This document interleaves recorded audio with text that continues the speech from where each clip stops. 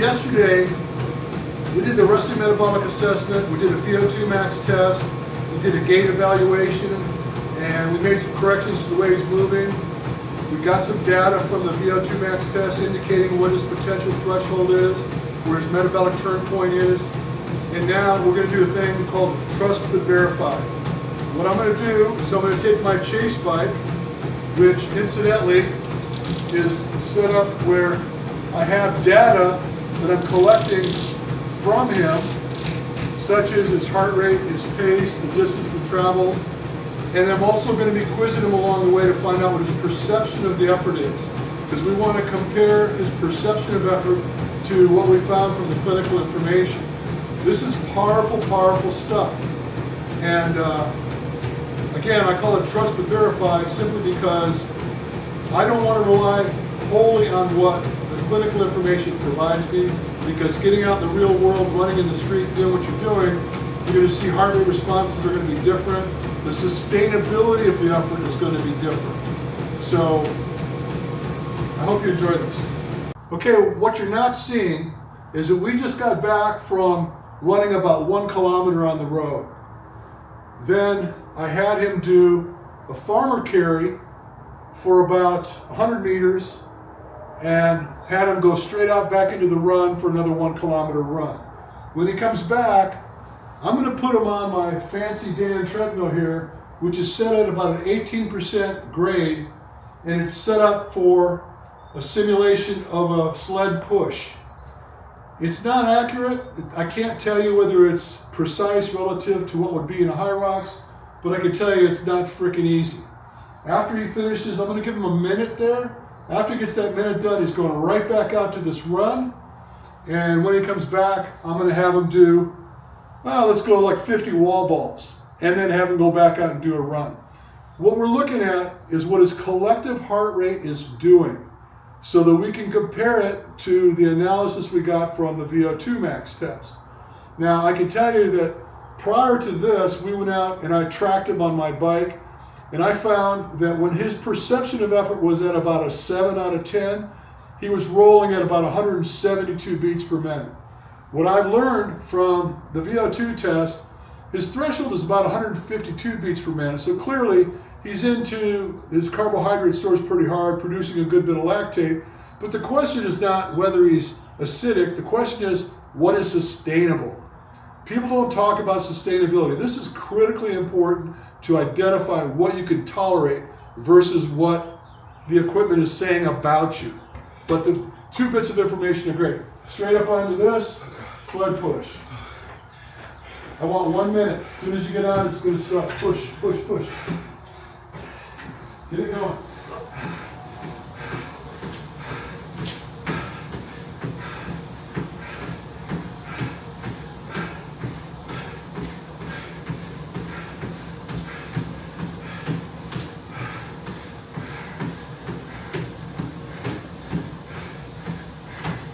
Come on, man, let's go. Don't stop. It's hard to get it going again once you stop. Keep going. You got 30 seconds left.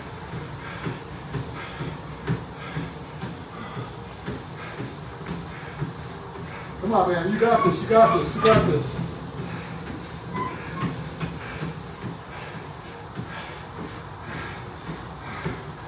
Yeah, we're blowing the doors off your body right now. 50 seconds. 10 seconds left. 5 seconds left. Go. 1 more lap. Giddy up, giddy up. Nobody's waiting for you. What's obvious is that I was not able to track his heart rate during this last lap before he came in here. My guess is it was probably pushing upwards of 175 or greater heart rate. I will ask him what his perception of effort was when he gets back and after we get a kind of a tail of the tape. But I can tell you that this is critical information. This is learning what's tolerable, what you need to work on, and the whole thing, how to develop the energy system so it's favorable and you're able to put up with the lactate production and or improve your capacity to clear that lactate. All right, so he's coming back in from his run. Going to go straight into the wall balls. It's going to be a nice surprise for him.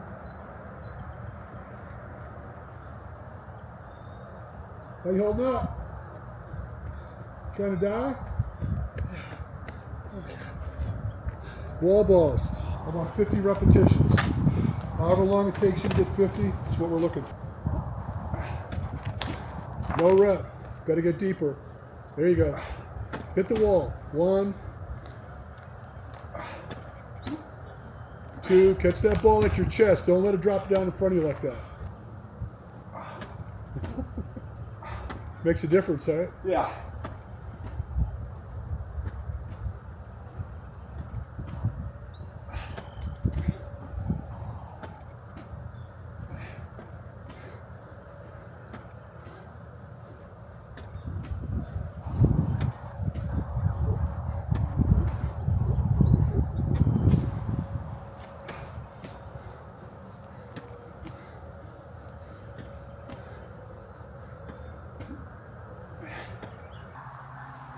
Okay, so Q&A time. When we went around the first time and I was quizzing you on your perception of effort, you were coming back at about a 7. I said try to stay at about a 7, right? And your heart rate was floating around 170 to as much as 174 beats per minute. Yeah. Okay. And then when you went out after the sled push, ran again, what was your perception of effort then? 8 to a 9. Okay. Yeah.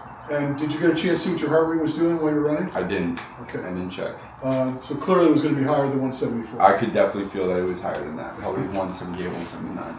Okay. And then when you came back and ran again, what were you feeling? Probably same, but So my legs were already heavy enough to the point where I felt like, okay, you're pretty well blown out. You're 8 or 9. Yeah. At about 178 beats per minute. Yeah. Okay. But if we kept you at about 170 beats per minute, you feel like you could continue to march through all of it? Probably much more, yeah. I still felt like I could do it with that high of a heart rate. I still felt like it was doable, but I definitely felt gassed a lot earlier. But I was just trying to maintain a higher pace. No, I guess what I'm asking you is that if you were trying to manage the work and stay at about 170, do you think that would have been too high? That would have been much more doable. You would, likelihood of blowing up? No, yes? No. Okay, so you could, what I'm getting at is it's sustainable for you to be at about 170 beats per minute. Yeah. Okay, so what we gathered from your VO2 max test is that at 152 beats per minute, when I go down here and take a look at it, your respiratory exchange ratio is 0.86. And so just to remind you what that means, let's go here. So if you could read my gobbledygook here, at 0.85, the contribution from fat is 49.6%. So essentially, half of the energy that you're drawing from to do that work is being supported aerobically. And half of the work is being supported from glycogen source. So you're dealing into your sugars. Okay. 50-50. The caloric expense at that point is 950 calories an hour, but we're going to cut it in half because you're sparing 50% of the energy because you're using fat. So your carbohydrate stores are being protected by about half.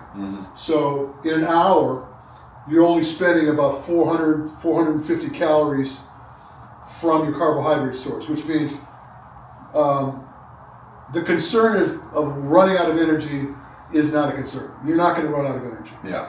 So then the question is, what's sustainable? And if you were to train or operate at this heart rate, you're not going to get the return on the investment we're looking for. So we need to learn to play in a little bit more intense neighborhood. Okay? Yeah. And so through our conversation, the perceptive effort, about 170 beats per minute was okay. Yeah. And incidentally, while you're running, your pace was rolling at about a 6:15 pace per mile. I don't know what that works in kilometers, but I want to say it's probably about a 4:20, 4:15. I looked, it was 3:52. 3:52 at 6:20? Yeah, 6:15. I just looked at Okay, 6:15 is 3:50? 3:52. Oh, yeah. cool. So that's a sub 4 pace, Mhm. which is ideal. That's what we want. Yeah, that felt very sustainable for me. Okay, good. Yeah. And that's actually what we're looking for. Yeah, but when we pushed to like the 5:45, Too much. it was way too much. Yeah, too much. So here's what I'm suggesting.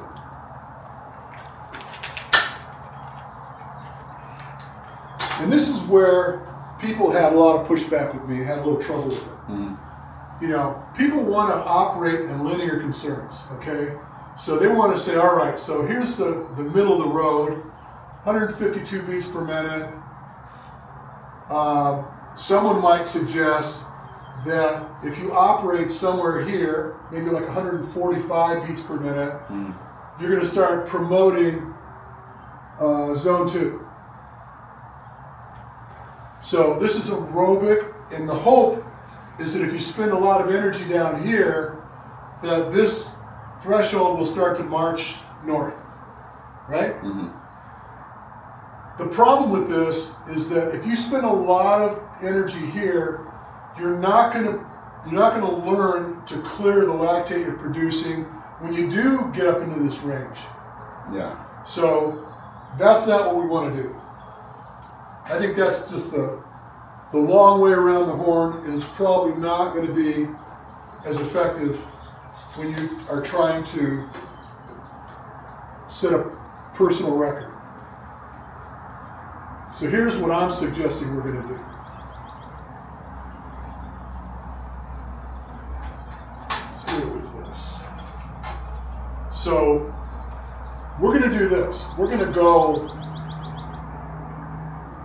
and operate kind of like this. So let's just call this the epicenter of your energy system. Mm-hmm. So, and again, we're going to call this just in keeping with what the test said, about 150 beats per minute. And all this down here, we're going to refer to that as recovery. Okay. Okay? So what you're going to do is, in training, you might spend a little time warming up in this range here. Mhm. And then as you start to feel things are coming together, you're going to start rolling like this. So we'll call this your perceptive effort. So you're starting to find resistance from the central nervous system. Your body's starting to tell you, this is getting a little toxic, this is getting a little hot. Yeah. So you're gonna agree with that, and you're gonna come down and get a gulp of air. So maybe you'll spend whatever time is necessary in order to feel like, okay, I'm fairly well repaired, I can go back. So you're gonna go back, and then this is kind of the methodology that we're gonna follow.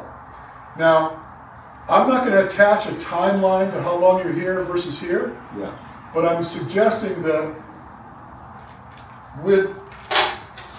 if you spend a good amount of time paying attention to your perception of effort, what is sustainable versus not, you're eventually going to start earning the ability to cut down on the amount of recovery needed and be able to get a little bit more purchase off the top end. So this is your central governor, your central nervous system, giving you what I like to call a hall pass. Oh yeah. So you're earning the capacity to tolerate a little bit more effort. And then in training again, you could potentially get to a place where you start reaching further out. Now, the further out you reach, you might require a little bit more recovery, but you're always operating like that. This is flow. Mm-hmm. Now, I might suggest that in some cases, depending on what we're trying to do, running out of pens here, we might do this.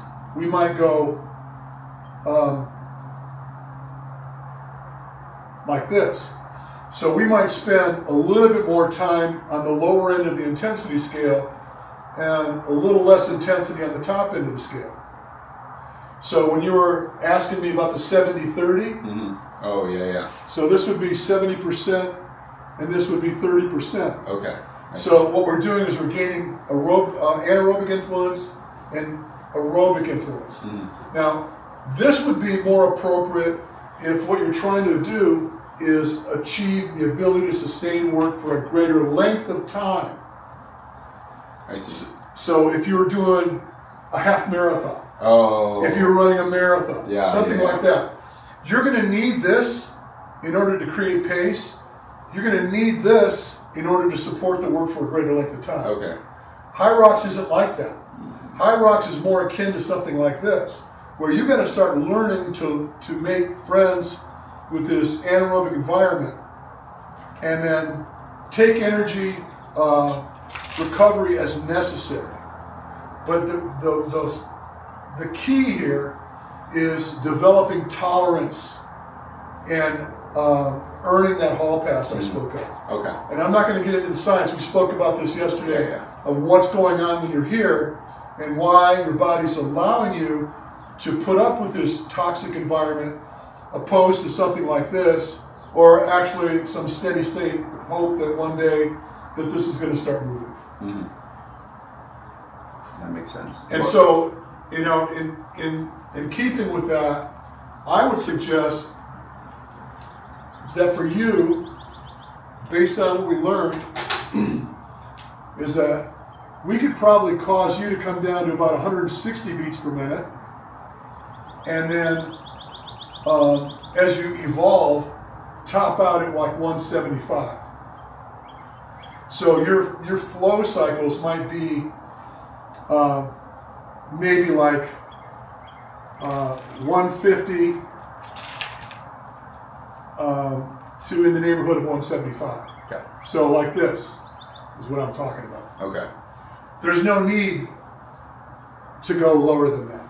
Yeah. Because if you do, your body will rely on it. If you start taking your recoveries down to say like 130 beats per minute, and you continue to do it in your training, when you start getting into this stratosphere up here in your event, your body's going to say, hey, isn't it time for me to be back down here again? Oh, so essentially you're not building any. You're training your ability, you're training your body to expect that it's going to get repaid here. Oh. You follow what I'm saying? Oh, yeah. So you got to teach your body to put up with the work. Okay. And that's how you build your endurance and stuff. This is how you're going to build your capacity to clear lactate more effectively, and your recovery times are going to improve. Okay. So it's going to take less time to get down here than it used to, and eventually coming down here is going to be plenty, and coming up here is a possibility. Okay. Does that make sense? Yeah. Makes perfect sense. Cool.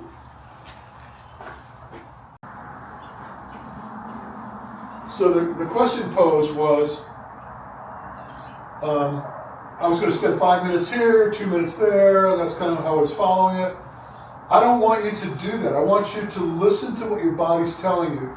You might, through the course of these repeats that you're doing here, start to earn the ability to either sustain more intensity or the ability to support higher intensity work for a greater length of time and require less recovery, or even maybe require more recovery, but you're paying attention to what your body's telling you and you're acting on the recommendations from your central nervous system.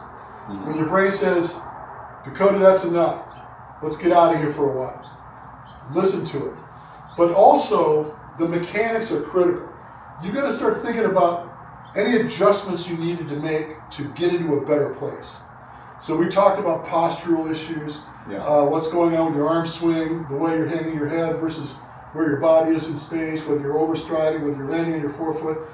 That seems like a lot to think about, but once you start to earn the ability to do this correctly at those lower intensities, you're going to be able to extend the ability to support good form into greater intensities. So every time you do this, it's an education. Yeah. And you're gonna respond to that data and information as best you can to start to push into deeper territory. And then the other thing to think about, we keep referring to this higher heart rate and greater intensity. When things get better, realize your heart rate is going to move also relative to your central nervous system's command. So when your heart rate starts getting high, it starts shutting stuff down, so you got more resistance. Yeah. When you start to have less resistance, you'll start noticing that your heart rate will also start coming down, even though your paces are going up. You want to lower the cost of work and increase the production, Okay. which is what everybody wants to do, Yeah. right? I don't want to work as hard, and I want to get paid better, Mm. right? I tell people, don't pay retail. You want to pay wholesale.